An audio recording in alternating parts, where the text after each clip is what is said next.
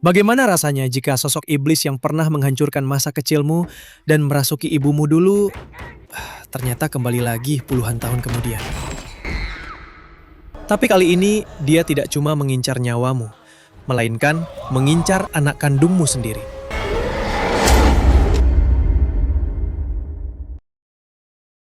Halo semuanya, selamat datang kembali di Ranma Room Cinema, tempatnya pembahasan film-film paling seru dan menegangkan. Nah, pada kesempatan kali ini, kita bakal mengulas habis alur cerita film horor religi yang sempat viral di tahun 2022 lalu, berjudul Pray for the Devil. Menceritakan tentang seorang suster muda yang nekat menentang tradisi gereja demi mempelajari ritual eksorsisme, ritual pengusiran setan yang selama ratusan tahun cuma boleh dilakukan oleh para pria. Tapi sebelum kita masuk ke alur ceritanya yang penuh plot twist ini, buat kalian yang belum subscribe, yuk tekan dulu tombol subscribe-nya dan nyalakan lonceng notifikasinya ya, supaya kalian gak ketinggalan alur cerita film menarik lainnya dari Ranma Room. Kalau sudah, mari kita masuk ke ceritanya. Check this out.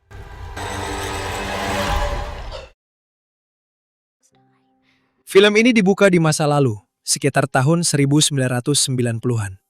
Kita diperkenalkan dengan seorang gadis kecil bernama Anne. Suatu malam, Anne mengunci dirinya di kamar karena ketakutan. Sweetie, Annie, open the door, please. Open the door, Annie. Annie! Dari luar, ibunya memanggil dengan suara yang tak seperti manusia. Lalu tiba-tiba, sang ibu membenturkan kepalanya ke pintu dengan keras, berkali-kali.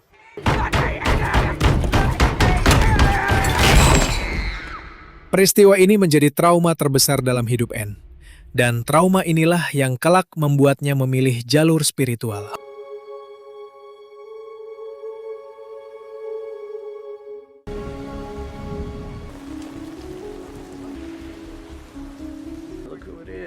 Morning, Steve. Kini Anne sudah dewasa dan menjadi seorang suster di sekolah eksorsisme Santo Michael di Boston. Tugasnya adalah merawat pasien-pasien di bangsal. Mereka yang diduga kerasukan dan sedang dalam perawatan. Anne sangat teliti dan penuh kasih sayang. Do with all of our new patients. There's muscle spasms in hypersalivation. His mother believed and I believe that the test results. She's not as scared. She can hear you. Di bangsal itu, Anne berteman dengan seorang gadis kecil bernama Natalie. Hubungan mereka cukup hangat, hampir seperti ibu dan anak. Anne sangat perhatian pada Natalie, dan Natalie pun tampak nyaman dengan Anne. That has a tail. It's an abstract. Bumpin'. You're officially a starving artist. Art. Thanks. Tapi di balik tugasnya sebagai suster perawat, Anne punya mimpi yang tak biasa. Dia diam-diam ingin belajar menjadi eksorsis, pengusir setan. Masalahnya, aturan gereja melarang perempuan melakukan ritual eksorsisme.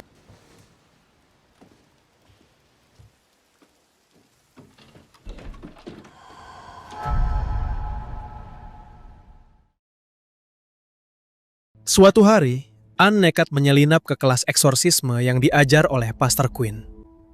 Dari balik pintu, dia memperhatikan setiap gerakan dan doa yang diajarkan. Tapi sayangnya, Pastor Quinn segera melihatnya.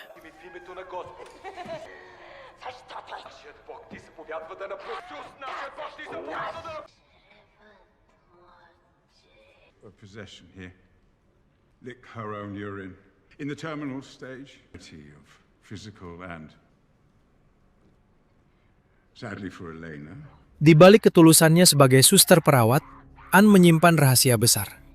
Dia memiliki keahlian dan kepekaan spiritual kuat untuk menjadi seorang eksorsis atau pengusir setan. Sayangnya, doktrin gereja melarang keras kaum perempuan memimpin ritual eksorsisme.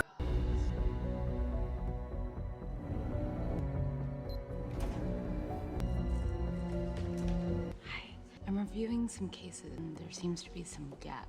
The records are entered directly. There are no gaps. Those are classified. you summoned me, sister. Another one of your classes. Attend. More like infiltrate. Pastor Quinn langsung menegur Anne. Katanya, kelas ini hanya khusus untuk imam pria. Para suster tidak diizinkan mengikuti pelatihan eksorsisme. Anne hanya bisa menunduk dan pergi, meskipun hatinya kecewa.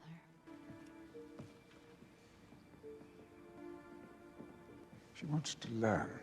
And I want to protect her. Namun seakan takdir berkata lain, roh jahat itu sendiri yang akhirnya datang menghampiri Anne untuk menerornya secara langsung. Clark, how do you know that song? We've been waiting for you.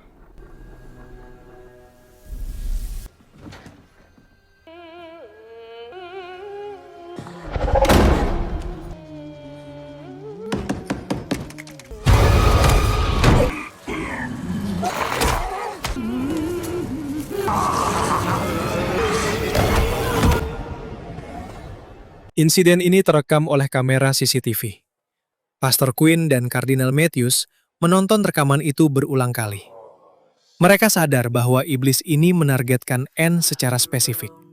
Ada alasan tertentu kenapa setan itu memilih Anne. Pastor Quinn akhirnya meyakinkan Kardinal untuk mengizinkan Anne mengikuti pelatihan eksorsisme. Alasannya sederhana. Setan tidak membedakan gender. Yang terpenting adalah iman dan pelindungan Tuhan. Kardinal pun akhirnya mengizinkan. Dengan syarat, Anne hanya menjadi asisten, bukan pemimpin ritual. But this relationship she has, it's personal. Anne pun resmi bergabung dalam kelas eksorsisme.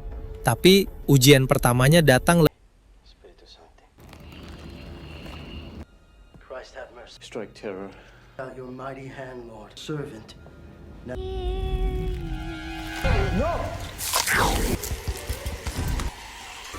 Stay far from this creature. Among you headlong to heaven. The heights of heaven.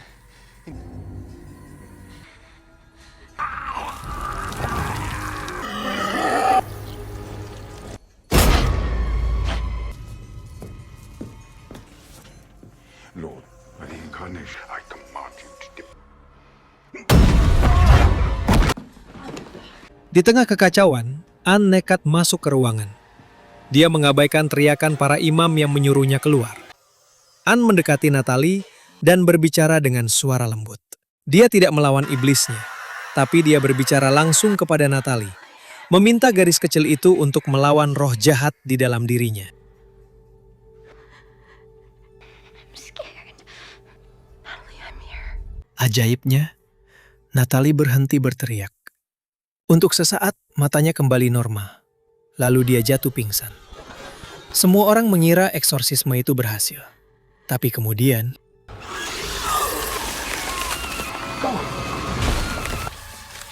Give place, abominable creature. Give way to Christ. You are a shield about me. The lifter of my... I cast you.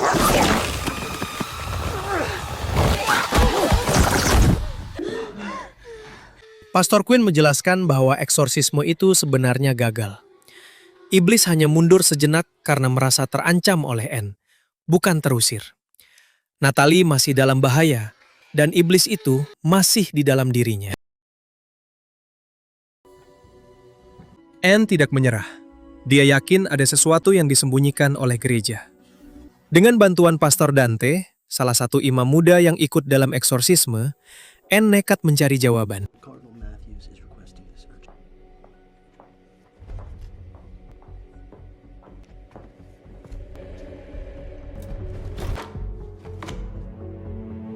Dengan bantuan Dante, Anne berhasil menyelinap ke ruang arsip rahasia di bawah gereja. Di sana, Anne menemukan dokumen-dokumen kuno tentang pasien-pasien yang disebut kasus terminal. Pasien yang kerasukannya sangat parah dan dianggap tak tersembuhkan. Anne membaca satu persatu berkas. Dia menemukan fakta mengerikan. Hampir semua pasien terminal itu meninggal dunia, baik karena eksorsisme gagal maupun karena bunuh diri. Tapi ada satu yang selamat. Seorang wanita yang wajahnya rusak parah akibat eksorsisme. Wanita itu masih hidup sampai sekarang. So what happened? It was me and my two young. They said one of us could wait for archers shot your... The demon spoke to me in the sound of... Okay. But then you were cleansed. I prayed and I... Anne semakin yakin bahwa iblis yang mengincarnya adalah iblis yang sama yang sudah ada sejak dia kecil. Tapi kenapa iblis itu memilihnya? Anne belum tahu jawabannya. That's a common trauma response. The only way to disarm these memories, confront the trauma. Suatu malam Dante mendatangi Anne. Dia meminta Anne melakukan eksorsisme ilegal untuk adik perempuannya yang sedang hamil. Adik Dante diduga kerasukan, dan Dante takut jika dibawa ke gereja, adiknya akan dikirim ke Vatikan dan mati seperti pasien terminal lainnya. Anne awalnya ragu. Dia tahu ini melanggar aturan gereja dan bisa membuatnya dipecat. Tapi melihat ketakutan di mata Dante, Anne akhirnya setuju. Mereka berdua pergi ke rumah adik Dante di malam hari.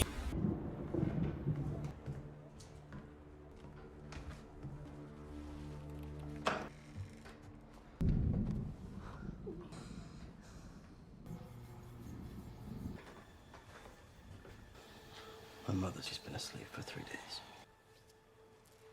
Di ruang tamu yang remang-remang, Anne memimpin doa eksorsisme. Pertarungan berlangsung sengit. Adik Dante berteriak dengan suara setan.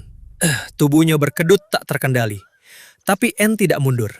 Dengan iman yang kuat, dia terus melantunkan doa pengusiran setan.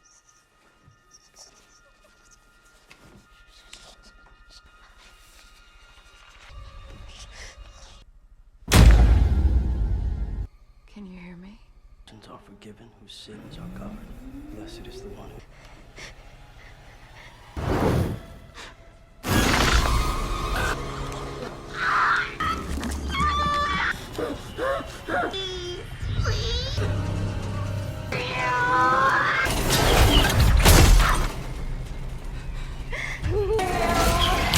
It is the deepest. This flesh is yours, it is not it. You don't have to hide anymore. I know you want it. Lord are good and forgiving. Akhirnya, adik Dante berhenti meronta dan jatuh pingsan. Anne dan Dante mengira eksorsisme itu berhasil. Mereka pun pulang dengan perasaan lega. Tapi kelegaan itu tak berlangsung lama.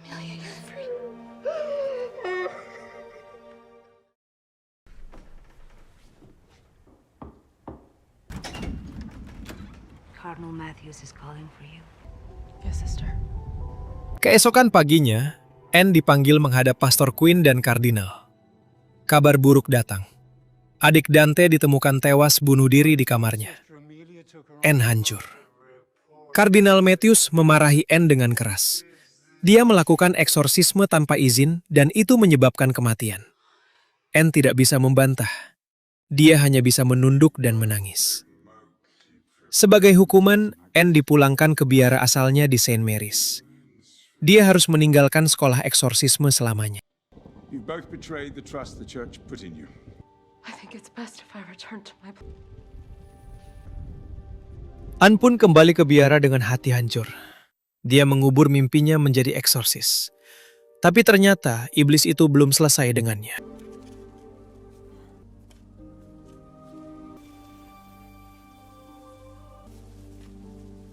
Suatu hari, Dante tiba-tiba datang ke biara St. Mary's. Dia memberitahu Anne bahwa Natalie, gadis kecil yang Anne sayangi, kambuh lagi. Dan kali ini lebih parah. Dante mengatakan bahwa Natalie sempat dipulangkan karena dianggap sembuh. Tapi tiba-tiba dia kambuh total. Ambulans yang menjemputnya mengalami kecelakaan. Bukan karena tabrakan, tapi karena Natalie membunuh semua orang di dalamnya. Sopir dan perawat ditemukan tewas dengan luka mengerikan. She's a terminal case. She'll be transferred back to Rome. She has hours left, not days. They moved her to the catacombs beneath. I don't think they're willing to risk more lives. Why come and tell me this? Because she gave me this. Dante memberikan sebuah kalung yang dipegang Natalie saat dia ditemukan. Begitu Anne melihat kalung itu, dia mengenalinya. Itu adalah kalung yang dia berikan kepada bayinya saat dia melahirkan bertahun-tahun lalu. Anne akhirnya sadar. Natalie adalah putri kandungnya. bayi yang dia berikan untuk diadopsi saat Anne masih remaja. Demon is using her. To get to me.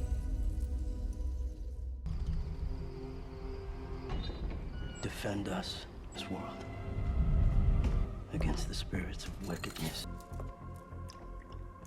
Kali ini, Anne tidak ragu sedetik pun.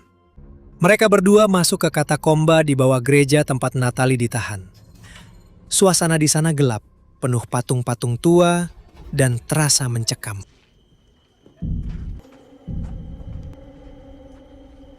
Is that holy water? Yeah, the baptismal well.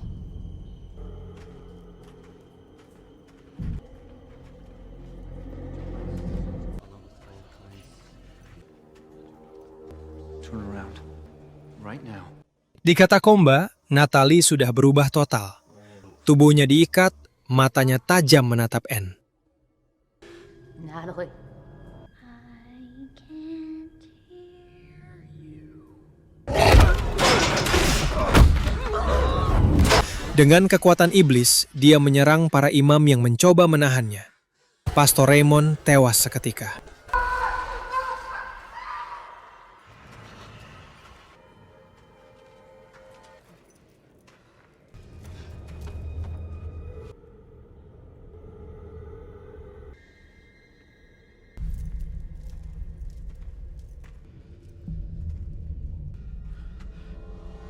Anne berdiri di hadapan Natalie. Iblis di dalam tubuh Natalie tertawa dan berkata, "Aku sudah menunggumu." Anne tidak mundur. Dia menatap putrinya dengan penuh kasih, bukan dengan rasa takut. Dia tahu apa yang harus dia lakukan. Anne mengambil keputusan yang berat. Dia membiarkan iblis itu meninggalkan tubuh Natalie dan masuk ke tubuhnya sendiri. Dengan begitu, putrinya selamat. Tapi Anne kini menjadi wadah iblis. I know who I'm talking to. Then be honest for once. Why did you give her? What happened to your mother? She sacrificed herself. That's why you couldn't be a mother. You couldn't be responsible for another.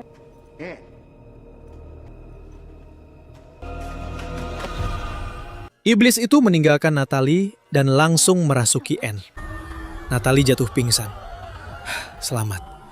Tapi Anne sekarang kerasukan. Dia berubah menjadi sosok yang mengerikan dan mulai memburu Natalie. Anne!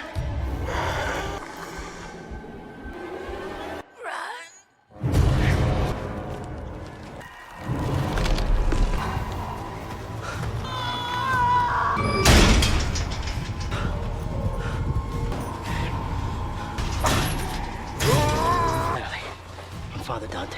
We're gonna play.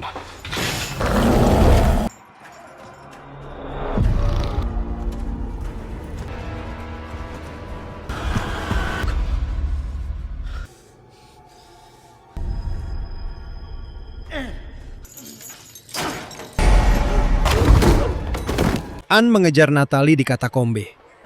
Dante yang terbangun mencoba menghentikannya, tapi kekuatan Anne sudah terlalu besar. Anne mendekati Natalie yang bersembunyi di dekat kolam air suci. Saat hendak menyentuh Natalie, Anne tiba-tiba berhenti. Di dalam pikirannya, terjadi pertarungan sengit antara Anne dan iblis.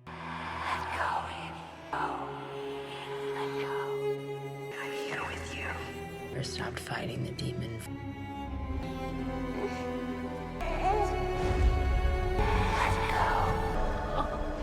I'm here with you.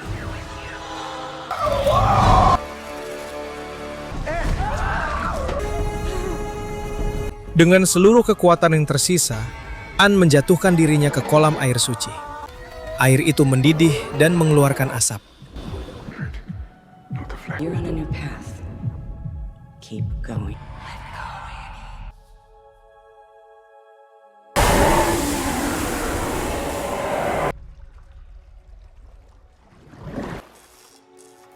Anne, Dan akhirnya, Anne berhasil mengusir iblis dari tubuhnya. Dante mengeluarkannya dari kolam dengan selamat. Natalie dan Dante juga selamat. Pertaruhan berakhir dengan kemenangan.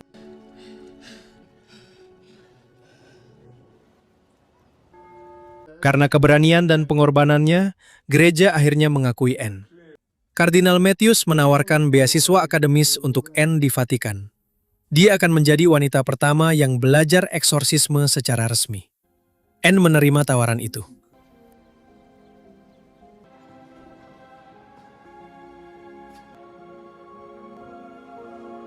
Anne pun naik taksi menuju bandara untuk berangkat ke Vatikan. Semua tampak baik-baik saja, tapi guys, kalian tahu sendiri, dalam film horor, kelegaan itu biasanya cuma jebakan.